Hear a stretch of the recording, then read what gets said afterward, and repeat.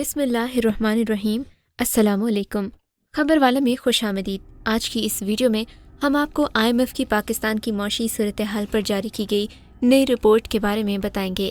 Bank of Canada, bank of England کے sovereign default data base کے مطابق پاکستان کی معیشت کس جانب بڑھ رہی ہے؟ پاکستان میں مہنگائی کا 48 سالہ ریکارڈ ٹوٹ گیا۔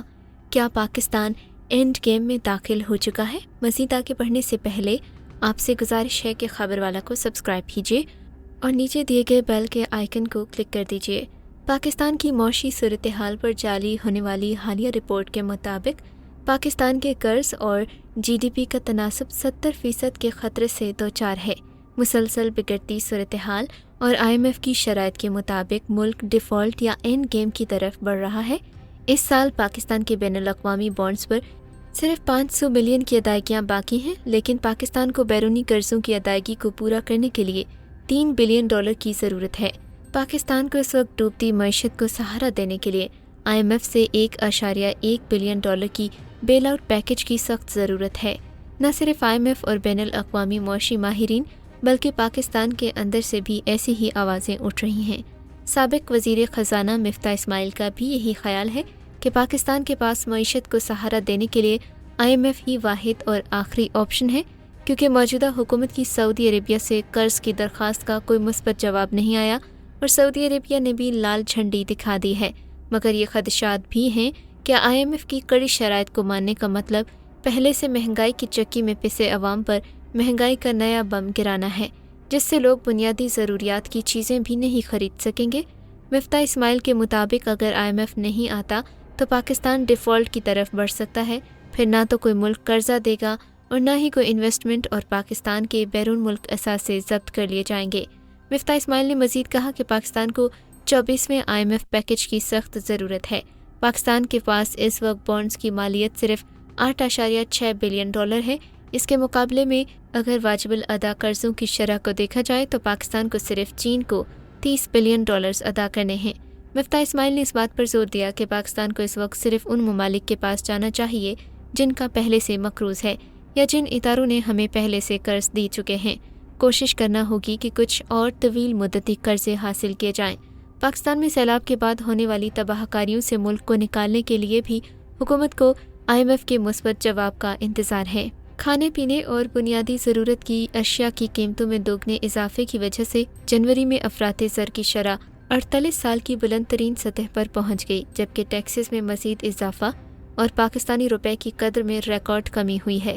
کھانے پینے کی اشیاء، خام مال اور بیرون ملک سے منگوائے جانے والی دیگر اشیاء کے تقریباً 9,000 کنٹینر ملک میں ڈالرز کی قلت کے باعث بندرگاہوں پر پھنس گئے ہیں، جس سے مزید مہنگائی کا خطرہ ہے۔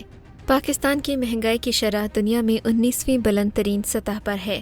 روپے کی قدر میں کمی، بجلی کی قیمتوں میں اضافے اور IMF اور IMF شرائط کو پورا کرنے کے لیے مزید اضافی ٹیکسوں کی وجہ سے مزید آسمان کی بلندیوں کو چھو سکتی ہے۔ محض پچھلے ایک ہفتے میں پاکستانی روپیہ 16.4% گر چکا ہے۔ سروے کے مطابق مہنگائی کی شرح دیہی علاقوں میں 32.3% تک پہنچ گئی، جبکہ شہروں میں یہ بڑھ کر 24.4% تک پہنچ گئی۔ گزشتہ ماہ دیہی علاقوں میں خوراک کی افراط زر 45.2% اور شہروں میں 39% بڑھ گئی تھی۔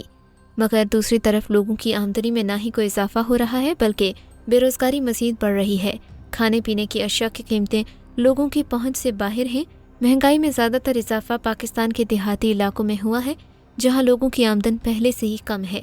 اگر موازنہ کیا جائے تو ایک سال پہلے کے مقابلے میں شہروں میں پیاز کی قیمتوں میں 468% اور دیہات میں 530% اضافہ ہوا ہے، جس کے بعد چکن کی قیمتوں میں 83% اضافہ ہوا ہے۔ گندم جو پاکستانیوں کی ایک ضروری غذا ہے، اب ان کی پہنچ سے دور ہوتی جا رہی ہے۔